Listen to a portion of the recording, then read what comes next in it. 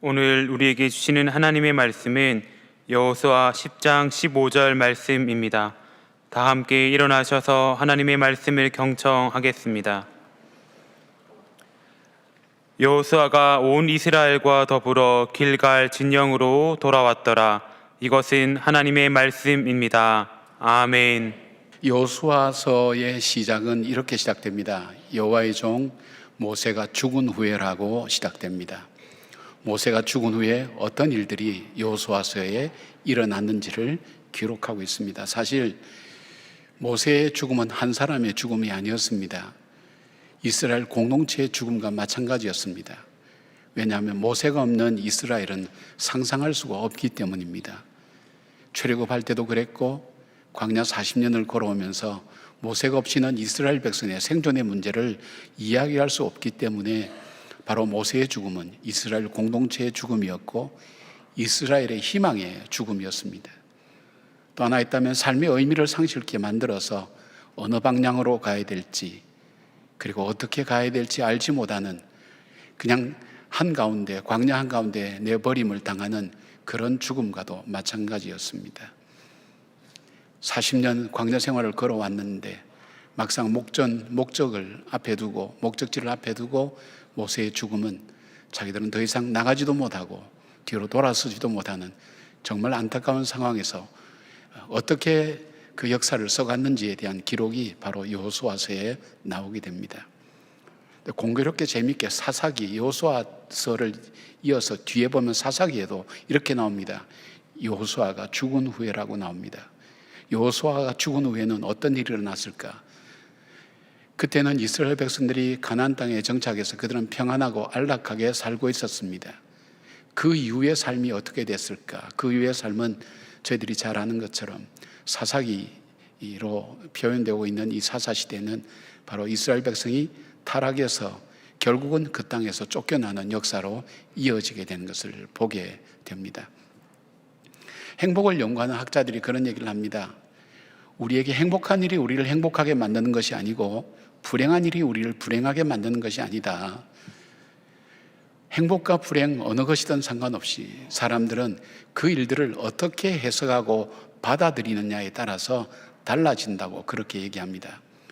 주로 그것을 결정하는 요인이 있는데 그것이 뭐냐면 어떤 삶의 기준을 가지고 있는가, 그리고 정체성을 정말로 바로 찾고 있는가, 더 나아가서 그들로 하여금 자기들 삶에 있어서 어떤 태도로 살아가느냐에 따라서 바로 그 삶이 결정된다고 그렇게 말씀하고 있습니다. 오늘 여호수아서 정말 절망적인 그 현실 앞에서 여호수아는 사명을 완수합니다. 하나님의 백성을 하나님이 원하는 장소로, 원하는 모습으로 끝까지 사명을 완수하는 여호수아서의 삶은 전쟁과 절망과 어려움의 연속이었지만 그러나 승리와 하나님의 목적을 이루는 그 목적지까지 도달하게 하는 놀라운 역사를 보게 됩니다. 그 일의 원인이, 이유가 어디에 있었을까요? 오늘 여호수아가 이토록 어려움 가운데서 성공적인 인생을 살고 그리고 자기가 맡은 사명을 끝까지 감당했다면 바로 그 삶은 저와 여러분의 삶이 되어야 되지 않겠습니까? 우리 인생사례가 광야처럼 얼마나 험난합니까? 예상하지 못한 일들이 우리의 삶 속에 다가오고 기대하지 않았던 일들이 내 삶에 일어나기 시작하면서 내 삶은 때로는 방향을 잃고 무엇을 어떻게 살아야 될지 알지 못할 때가 적지 않기 때문입니다. 여호수아는 무엇을 생각했을까요? 제일 먼저 그는 그 혼란과 어려움 가운데 제일 먼저 그가 세웠던 삶의 인생 기준은 하나님 말씀에 자기의 인생의 기초를 두었습니다. 여호수아 1장 7절을 보니까 오직 강하고 극히 담대하여 나의 종 모세가 내게 명령한 그 율법을 다 지켜 행하고 우로나 좌로나 치우치지 말라. 그리하면 어디로 가든지 형통하리니라고 말씀합니다. 사실 모세의 죽음 후에 가장 큰 충격을 받은 사람은 여호수아입니다. 그는 모세의 후계자로 지명되어 있었기 때문에 바로 이 사람들을 이끌고 저 가나안 땅까지 가야 되는 사명을 그는 맡았습니다. 그러나 여호수아는 자기 자신을 봅니다. 자기는 모세의 보좌관에 불과했습니다. 모세는 자기가 감히 범접할 수 없는 사람이었습니다. 바로 이 애굽의 왕족의 훈련도 받았고 광야의 지리도 너무나 잘 아는 사람일 뿐 아니라 신적인 능력이, 하나님의 능력이 함께해서 그는 이 백성들을 이끌어왔습니다. 얼마나 절망의 구덩이에서 이렇게 세우고 이 백성을 이끌어왔는지를 가까이서 보았습니다. 바로 이 모세와 자기는 비교될 수 없는, 자기는 연약한 존재라는 것을 알 수밖에 없었습니다. 내가 이 일을 감당하기에 나는 너무 부족해. 바로 그 부족함이 열등감으로 비춰지고 낙심과 좌절로 마음속에 자리 잡게 됩니다. 뿐만 아닙니다. 자기와 함께 해야 될 이 백성들이 도움이 되는 백성들이 아닙니다. 그들이 40년간 모세와 더불어 살아오면서 보여준 그들의 행동과 말을 단 두 단어로 요약한다면 원망과 불평이었습니다. 여러분 잘 아실 겁니다. 가장 어려운 시기에 공동체와 함께 할 때 어려운 사람이 어떤 사람입니까? 원망하는 사람과 불평하는 사람이 얼마나 힘든가 하는 것을 여러분 잘 아실 줄 압니다. 격려를 받아도 마땅할 상황 속에서 원망과 불평을 듣고 있으면 더 이상 할 수 있는 용기를 잃어버리게 됩니다. 그리고 또 하나 있다면 어떤 부분이 있을까요? 여호수아는 자기가 해야 될 일이 지금까지 해왔던 일보다는 더 크고 놀라운 일이라는 것을 알았습니다. 지금까지는 광야를 거쳐오면 되었습니다. 모세가 있었습니다.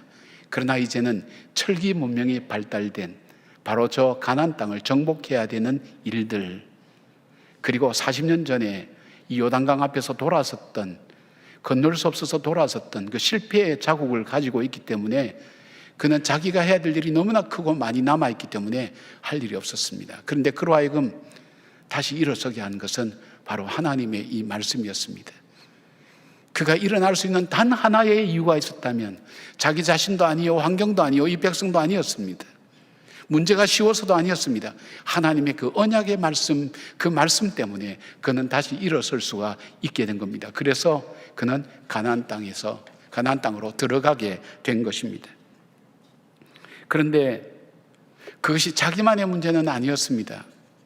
그로 하여금 깨닫게 했던 사건이 있었습니다. 그가 여리고성을 점령하고 아이성을 점령할 때 정말 보잘것없는 작은 성인 아이성에서 패배하면서 자기의 백성들이 죽었습니다.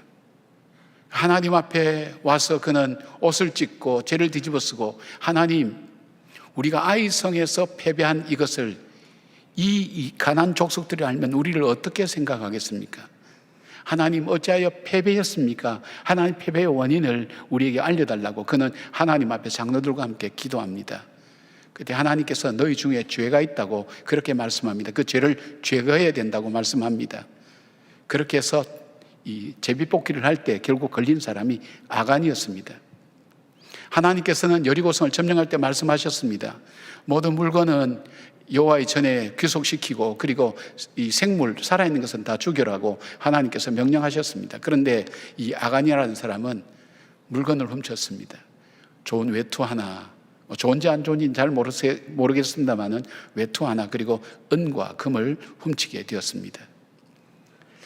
여기서 여호수아가 깨닫는 것을 봅니다. 저는 왜냐하면 이 길갈이라는 곳으로 자주 돌아가는데 그것을 보면서 여호수아가 깨달은 것이 뭐냐면, 이 백성들이 매일매일 그 비전과 희망이 없다면 그들은 필요에 따라서 움직일 수밖에 없구나, 그리고 탐욕에 따라서 갈 수밖에 없구나 하는 것을 그는 깨달았습니다. 자기만의 문제가 아니었습니다. 여러분, 전쟁하는 군인들에게 필요한 것은 외투입니다. 추운 겨울에 외투입니다. 외투가 필요합니다. 필요한 겁니다. 필요를 따라가게 된다는 것. 은과 금은 누구든지 다 갖기를 원하는 것 아니십니까? 비전이라는 이름으로 포장된 그 탐욕, 그 내면 속에 있는 탐욕이 자기의 삶을 움직이게 만드는 것을 그는 보았습니다. 그래서 이것을 이길 수 있는, 이것을 극복할 수 있는 것, 이 백성들이 함께 공급받는 곳, 바로 이 길갈로 돌아가게 됩니다.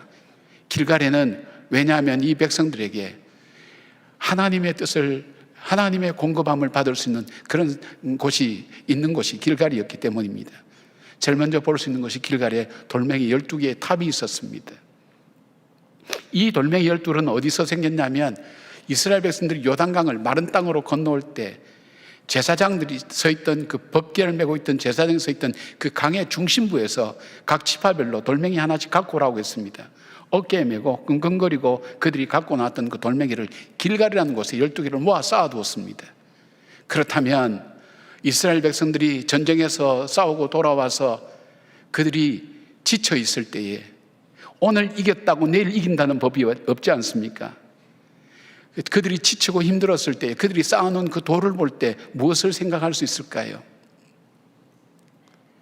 그들이 그 돌멩이를 볼 때, 그렇지, 우리가 오늘 여기 올 수 있었던 것은 저 마른 땅에서 이 요단강 물 속에 있던 저 돌멩이, 그 마른 땅을 걷게 하신 그 하나님, 언약하신 대로 우리를 이루어 주시고 우리와 함께 하신 그 하나님 오늘도 내 삶 속에 함께 있다고, 그 하나님이 나와 함께 동행한다고, 그 하나님의 비전과 꿈과 그 언약과 약속을 믿는 그 믿음이 그 마음속에 채워지기 시작할 때 내일 전쟁에 확신을 가지고 나갈 수 있는 용기가 생기지 않았을까요?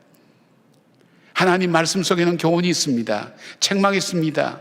바르게 함이 있습니다. 의로 교육하기 유익합니다. 선한 일이게 아름다운 것들이 바로 이 하나님 말씀 속에 들어있습니다.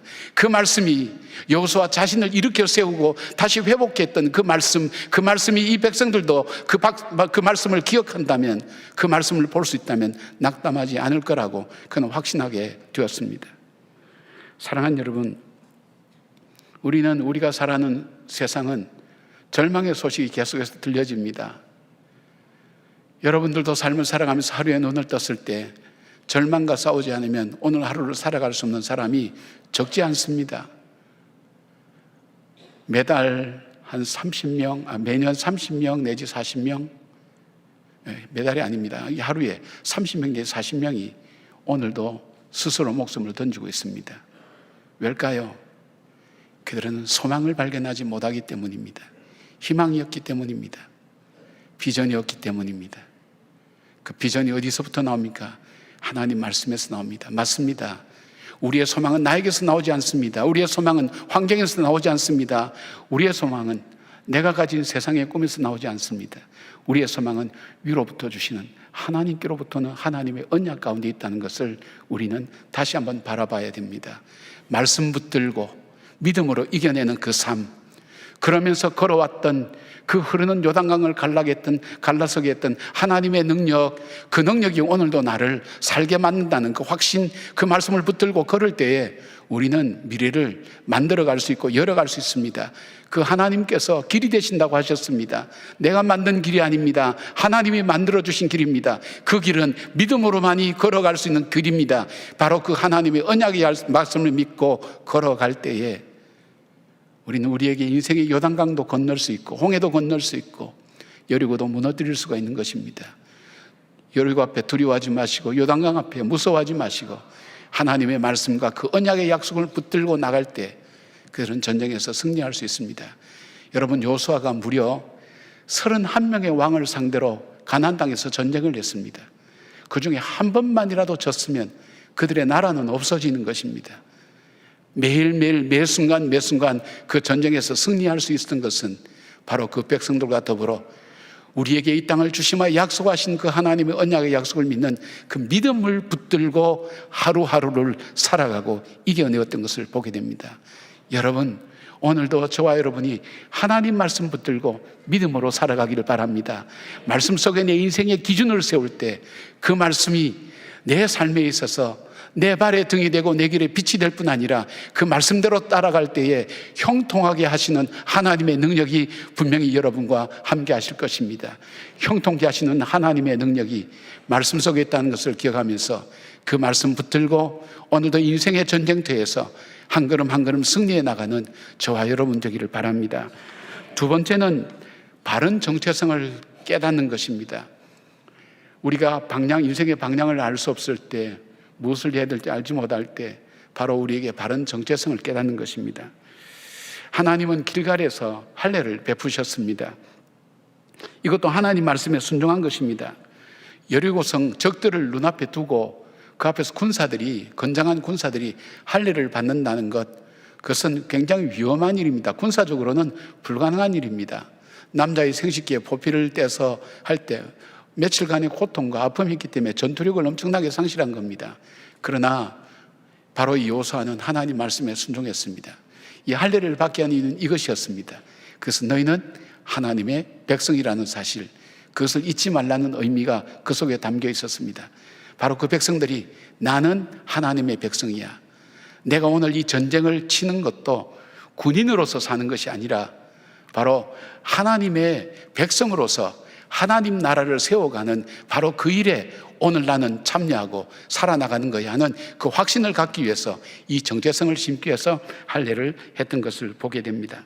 하나님의 자녀며 하나님의 거룩한 이 백성임을 기억하며 살도록 하는 것입니다. 매일매일 전쟁 속에 이것을 잊어버리면 군인으로밖에는 살 수 없습니다. 우리는 매일매일 생활 속에 살아갑니다. 생활인으로밖에는 살 수 없습니다. 그러나 나는 하나님의 자녀라는 것을 우리가 잊지 않고 매일 기억하며 살아갈 때에 우리의 삶은 방향이 달라집니다. 강한 이스라엘 군대의 비밀의 저자인 노석조 기자가 쓴 글에 보니까 지금 하마스와 전쟁하는 이스라엘 군대가 강한 이유가 있다고 그렇게 적었습니다. 그들은 세 가지의 정체성을 갖고 있다고 얘기했습니다. 첫째는 그들이 이스라엘 백성이라는 세속적인 정체성, 우리는 이스라엘 백성이다, 이스라엘 국가의 백성이라는 그 사실. 두 번째, 그들이 가진 건 우리는 유대인이라는 종교적인 정체성.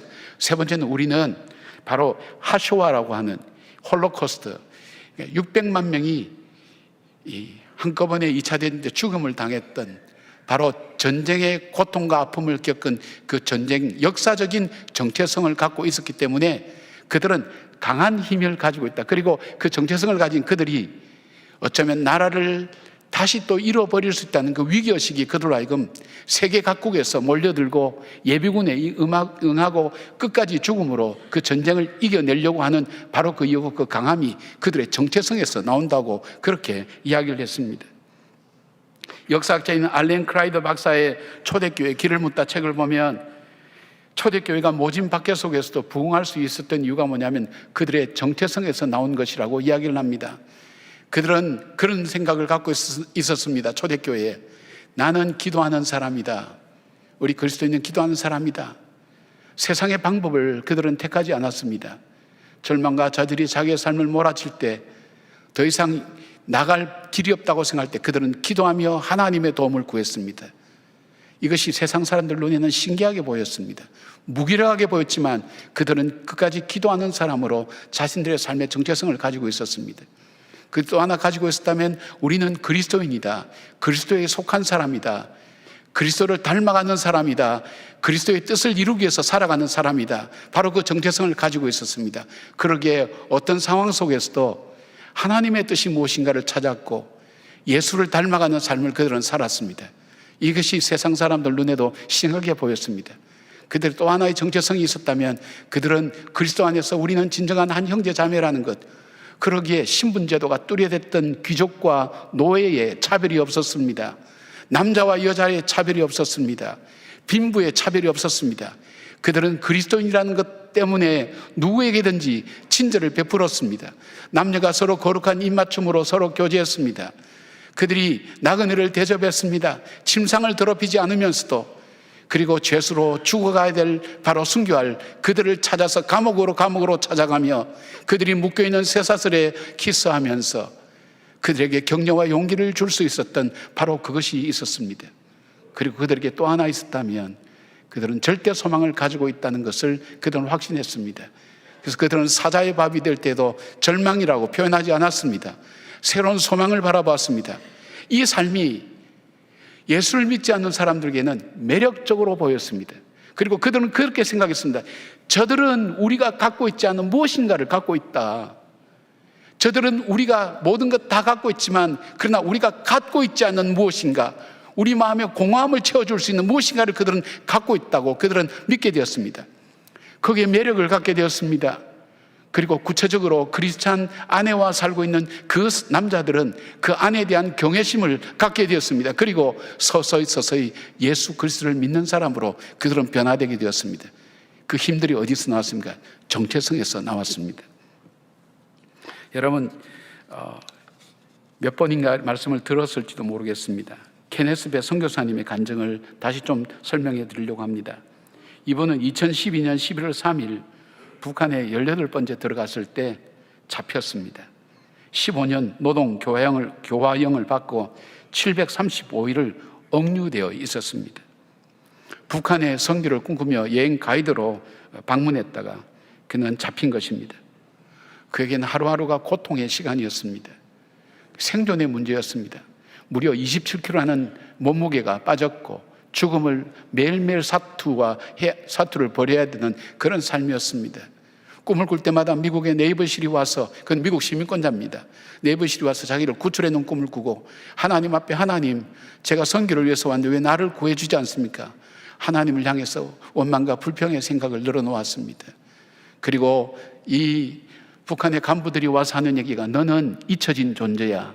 너희 나라와 너희 가족들에게도 너는 잊혀진 존재야. 아무도 너를 생각하지 않아. 그 말만큼 그에게 괴로운 것은 없었습니다. 그가 그런 안타까움을 가지고 하나님 왜 나를 빨리 구해주지 않습니까? 하는 어느 날 자기 마음속에 하나님의 음성이 들렸습니다. 너는 누구냐? Who are you? What are you? 뭐라는 사람이냐? 순간적으로 자기는 선교사지요. 그런데 그 대답하고 난 다음에 그에게 깨달아지는 것이었습니다. 내가 누구지? 내가 선교사잖아. 내가 무슨 선교사지? 북한을 위한 선교사잖아. 그렇다면 나는 지금 어디 있지? 내가 선교하는 선교지에 있잖아. 북한에 있잖아. 나를 고문하고 나를 감독하는 저 사람 누군가, 내가 복음을 전해야 될 그 대상자가 아닌가? 남들은 쉽게 접근할 수 없는 저 사람, 하나님 나에게 붙여주셨잖아. 저 사람은 내가 복음을 전하는 사람이 아닌가? 그 깨달음이 오는 순간 그 입술 속에서 터져나온 찬송이 있었습니다. 내 영혼이 은총 입어 궁궐이나 초막이나 거지나 하늘나라, 그렇게 찬양을 불렀습니다. 그리고 자기 삶 속에 평안이 임했습니다. 그리고 그의 태도가 바뀌었습니다. 정말 선교의 대상으로 그를 보기 시작했습니다. 자기 삶 속에 새로운 삶이 시작되었습니다. 그 석방될 쯤 그를 감동하는 사람이 그렇게 관심 갖고 물어봅니다. 배 선생이 말하는 그 예수라는 사람 말이요, 남조선에 사는 사람이요, 중국에 사는 사람이요. 그리고 배 선생, 우리가 행복한데 어떻게 당신이 더 행복하게 보이는 거예요? 그 질문을 하는 겁니다. 그들로 하여금 예수라는 것에, 복음에 질문을 던지게 했습니다. 우리가 조금 더 머물러 주면 안 되겠어? 함께하면 안 되겠냐고. 여러분, 이 놀라운 변화가 어디서부터 나옵니까? 내가 누군가 하는 정체성에서부터 나오는 겁니다. 여러분, 낙심하고 있습니까? 여러분, 여러 가지 환경 속에서 좌절하고 있습니까? 되어지지 않는 일들 앞에 여러분 주저앉고 있습니까? 다시 한번 반문해 보십시오. 하나님, 나는 누구입니까? 바로 이스라엘 백성들 전쟁치고 매일매일 사람을 죽이고 죽는 그 상황 속에 살면서 그들도 그 질문을 하지 않았습니까? 왜 이렇게 살아야 될까요? 할 때 우리가 누구라는 것, 내가 어떤 사람이라는 것, 바로 하나님께서 나를 하나님의 백성 삼으셨다는 것, 지금 내가 싸우는 것이 아니라 나는 하나님의 백성, 거룩한 하나님의 뜻을 증거하는 그 삶을 살고 있다는 것을 그가 깨닫고 하나님 앞에 섰을 때 그들은 매일매일 전쟁에서 승리할 수가 있었습니다. 여러분, 인생의 전쟁을 치르고 있습니다. 여러분, 자신과 세상에서 가장 치열한 전쟁터가 우리 마음이라고 그러지 않습니까? 우리 마음에서, 가정에서, 직장에서, 현실 속에서 우리는 끊임없이 전쟁과 갈등을 겪고 있습니다. 이 가운데 지쳐 있을 수도 있습니다. 그런데 어떻게 생각하시겠습니까? 하나님, 나는 누구입니까? 하나님의 자녀 아닙니까? 하나님의 백성 아닙니까?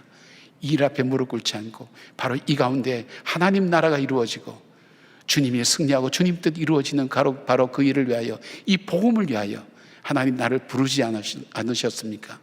그 사명감을 갖게 될 때, 그 정체성을 갖게 될 때 현실을 이기는 힘을 얻게 됩니다. 절망을 극복하는 참 소망을 붙들게 됩니다. 사랑하는 여러분, 여러분이 누구인지를 다시 깨닫고 하나님께 고백하는 여러분의 삶이 되기를 주의 이름으로 축복합니다. 세 번째로 여호수아는 여리고 앞에서 유월절 절기를 지켰습니다. 유월절은 출애굽 당시에 바로에게 행한 10가지 재앙 중에 마지막에 해당되는 재앙이었습니다. 즉 애굽의 모든 장자의 죽음을 통해서 이스라엘 백성이 해방되게 되었습니다. 그러니까 유월절을 기념하는 것은 뭐냐면, 장자의 죽음이라는 그 과정을 통하지 않고는 결코 나올 수 없었던 바로 이 우리의 구원받은 그 사실들을 다시 기념하는 날이 바로 유월절입니다. 내가 오늘 이 자리에 있기까지 장자의 죽음이라는 피 흘림의 대가가 없이는 나는 오늘 여기까지 올 수 없었다는 것을 깨닫고 이 절기를 지키니까 그들 속에 이 절기를 지킬 때 어떤 마음이 찾아올까요? 제일 먼저 그들 속에 찾아오는 것이 있다면 죄인의식이 아닐까요? 죄인의식에서 나타나는 것은 겸손입니다. 어떤 죄인의식일까요? 우리 힘으로는 430년간 노예로 살았지만 우리 힘으로는 스스로 이 굴레에서, 이 노예 생활에서 벗어날 수 없었다고. 좌절입니다. 절망입니다. 우리 힘으로는 불가능해. 이것을 이름 좀 구별하기 위해서 거룩한 좌절, 거룩한 절망이라고 그렇게 부를 수 있겠습니다. 여러분, 예수를 믿기 전에 거룩한 절망이 우리들 속에 있어야 됩니다. 내 힘으로는 나를 구원할 수 없구나, 내 능력으로 나를, 내 인생의 내 운명을 바꿀 수가 없구나 하는 것을 철저하게 깨달으셔야 됩니다. 인정하셔야 됩니다. 거기서 주어지는 것이 뭘까요? 죄인의식입니다. 나는 죄인이라는 것. 여러분, 우리는 세상에서 괜찮게 사는 사람처럼 보여집니다. 도덕적으로도 괜찮고, 그리고 윤리적으로도 재산도 가지고 있고 지식도 갖고 있고 굉장히 사람들이 도덕적이라고 얘기할 수도 있습니다. 그러나 우리를 꿰뚫어 보는 하나님의 말씀, 성경은 우리를 향해서 정확하게 이렇게 말합니다. 허물과 죄로 죽었던 너희라고 얘기합니다. 허물과 죄로. 해야 될 일을 하지 않는 것, 하지 말아야 될 일을 하는 것, 그리고 이미 본질상 진노의 자녀, 하나님의 진노를 받아서 죽을 수밖에 없는, 저주받을 수밖에 없는 존재였다고 오늘 우리에게 그렇게 말씀해 줍니다. 인정하지 않아도 나를 창조하신 그 하나님이 내 실존을 보고 정확하게 하신 말씀이 너는 허물과 죄로 죽었던 존재다. 바로 그 말씀입니다. 여러분, 우리가 죄인이라는 것, 이 죄인이 무슨 의의가 있으며 무슨 공로가 있으며 무엇이 필요하겠습니까? 우리가 50보 100보 똑같지 않습니까? 바로 우리에게 아무런 의의가 없습니다. 그냥 우리는 절망적인 존재였다는 것밖에는 우리가 생각할 수 없습니다. 그러나 여기서 끝나지 않습니다. 바로 은혜의식이 우리들 속에 찾아옵니다. 그런 우리를 하나님께서 그 독생자 예수 그리스도를 십자가에 못 박아서 나를 구원해 주셨다는 것, 바로 그 사실을 받아들이는 겁니다. 그러면서 우리 이렇게 생각해 볼 수 있잖아요. 정말 내가 하나님께서 자기의 외동아들 독생자를 십자가에 죽이시면서까지 나를 구원할 만큼 나는 가치가 있는 존재인가? 여러분, 그렇게 생각하세요? 정말 그렇게 생각한다면 약을 좀 드셔야 됩니다. 그런 사람은 아무도 없습니다. 자기 스스로에 대해서 뭔가 착각해도 크게 착각한 사람입니다. 모르겠습니다. 내가 자식을 위해서 우리 부모가 그렇게 할 수 있을지 모르지만, 그런데 그 거룩하신 하나님이 자기 독생자 아들을 죽여서까지도 십자가에 못 박아 죽이면서 그 아들이 엘리 라마 사박다니 어찌하여 나를 버리셨나이까 외치는 그 아들의 소리를 외면하면서까지 나를 구원하시기 위해서 자기 아들을 죽인다. 그만큼 내가 가치 있는 존재일까? 성경은 이것을 은혜라고 얘기합니다. 그래서 우리를 소중하고 귀하게 여긴다고 했습니다. 은혜가 있는 곳에 감사가 있습니다. 여러분, 감사가 있는 곳에는 불평과 원망이 없습니다. 불평과 원망이 자리 잡을 수가 없습니다. 그리고 이 감사는 우리의 삶을 오늘 이겨내고 내일을 살아갈 수 있는 힘이 되는 것이 이 감사입니다. 감사가 있는 곳에 길이 열려집니다. 감사가 있는 곳에 생각이 열려지고 감사가 있는 곳에 미래가 열려집니다. 이 감사의 마음이 우리 마음속에 찾아옵니다. 그리고 세 번째로 찾아오는 마음이 있다면, 유월절을 지킬 때 있다면 사명의식입니다. 자, 가치도 없고 희망도 없는 나를 하나님께서 살려주신 이유가 뭘까? 시편 기자의 고백처럼 내가 이 은혜를 무엇으로 갚을꼬? 여기에 사명이라는 것이 들어오게 됩니다. 하나님께서 나를 살려주신 이유가 있을 거다. 나를 구원해 주신 이유가 있을 거야. 천이 하나 만이 하나 특화해서 구별하여 주시고 나를 구원해 주신 그 이유가 뭘까? 여기서 사명자의 삶이 나타납니다. 여러분, 사명이 있는 사람은 열정과 헌신과 희생이 있습니다. 리더에게 있어서 가장 어려운 팔로워들이 어떤 사람인지 아십니까? 열정이 없는 사람들입니다. 열정이 있는 사람은 방향만 잡아주면 되는데, 열정이 없는 사람은 일하는 것이 눈에 들어옵니다. 안 움직입니다. 할 수 있는 것 이상하지 않습니다. 교회도 보면 사명감을 가진 사람들이 일하는 것과 그냥 평범하게 교회를 왔다 갔다 하는 사람이 일하는 게 다릅니다. 보는 관점이 다릅니다. 차이가 확연하게 드러납니다. 저 사람은 사명이 있는 사람이구나 볼 수 있습니다. 무엇이 있을까요? 열정과 헌신이 그 속에 있기 때문입니다. 이 속에 있다는 건 뭡니까? 하나님의 은혜를 깨닫고 있다는 겁니다. 자기 자신에 대해서는 소망이 없다고 판단 내리고 하나님의 은혜 가운데 주님 의지하며 살아가는 그 믿음의 사람이라는 증거입니다. 열정과 헌신이 있다는 것이. 에베소서 2장 10절에는 이렇게 말씀합니다. 그리스도 예수 안에서 선한 일을 위하여 지으심을 받은 자임을 알고 살아간다고 말씀하고 있습니다. 여러분, 내 안에 그리스도가 살면 교만할 것도 비굴할 것도 없습니다. 부족하면 구합니다. 넘치면 찬양합니다. 나누어 줍니다. 감사하며 사는 것입니다. 진정으로 드릴 수 있는 사람이 나누어 줄 수 있는 사람이 된다는 것을 알게 되고, 그 나눔을 통해서 하나님의 역사가 일어난다는 것을 알기 때문에 자신을 드릴 줄 아는 것을 언제나 희생을 가지고 헌신을 가지고 드리는 사람, 바로 그 사람이 이 땅을 살면서 진정으로 나누며 살아가는 삶을 살아갈 수 있는 사람이 됩니다. 바로 이분들을 통해서 하나님 역사가 이루어진 것을 보게 됩니다. 사랑하는 여러분, 바로 이것이 우리 속에 충족되지 않을 때, 재충전되지 않을 때 우리 속에 일어나는 일이 뭡니까? 이스라엘 백성들이 광야 생활할 때에 그들이 금송아지를 만들었죠. 그 금송아지 만들 때 그 금은 어디서 나왔습니까? 하나님께서 애굽에서 노예 생활을 하다가 풀려날 때에 애굽 사람에게 은혜를 받게 해서 그 금붙이 같은 것을 갖고 가게 했습니다. 전혀 받을 수 없는 그들에게 하나님께서 은혜 베풀어 주셨던 이 금붙이, 이 금을 가지고 벗개도 만들 수 있습니다. 그러나 그들은 이 하나님이 주신 이 금붙이 가지고 우상 송아지를 만들어서 하나님을 숭배했습니다. 아이러니한 일 아닙니까? 하나님이 주신 건강 때문에, 하나님이 주신 물질 때문에, 하나님 주신 지식 때문에 하나님을 알지 못하고 엉뚱한 것을 섬기는 사람들이 이 땅에 얼마나 많습니까? 그들이 죄를 지을 때 어떤 상황에서 죄를 지었습니까? 그날 아침 무엇을 먹고 나왔습니까? 하나님이 주신 만나를 먹고 그들은 나왔습니다. 그 만나를 먹고 힘을 내어서 그들은 춤을 추며 요란하게 난리를 치면서 그들이 죄를 지었습니다. 하나님이 음식 주지 않았으면 그들은 힘이 없어서 나오지도 못합니다. 하나님께서 주신 그 은혜 때문에 그들은 죄를 지었습니다. 여러분, 그들이 죄를 지을 때 그들 위해 돕고 있었던 것이 무엇이었습니까? 낮에는 구름기둥, 밤에는 불기둥입니다. 구름기둥과 불기둥이 없으면 낮에는 뜨거워서 움직이지 못하고 밤에는 추워서 움직이지 못합니다. 하나님의 보호하심 앞에 죄를 짓는 것, 이런 아이러니한 일들이 어떻게 일어납니까?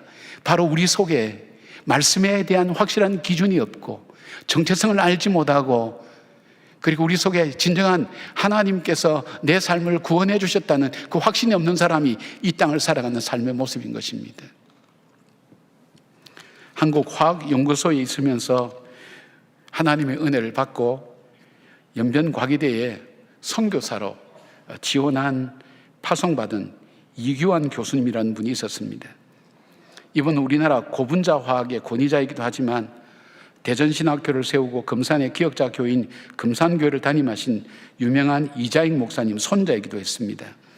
이자익 목사님과 조덕삼 장로님의 만남은 한국 교회사의 가장 아름다운 동행으로 손꼽혀지고 있었습니다.